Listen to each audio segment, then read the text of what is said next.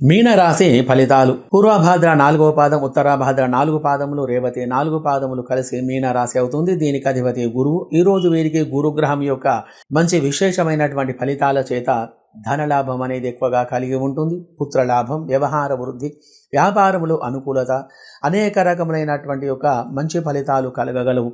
మీరు ఎటువంటి యొక్క పని చేసినా కానీ ఆ యొక్క పనిలో ఎటువంటి యొక్క వ్యతిరేకమైనటువంటి ఫలితాలు లేకుండా ఆ యొక్క పనిలో విజయం అనేది సాధించగలరు.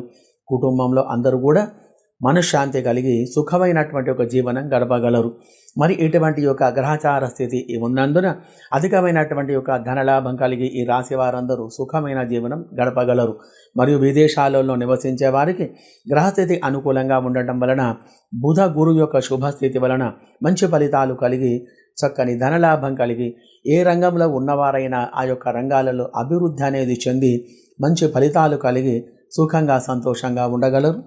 శుభం భూయాత్.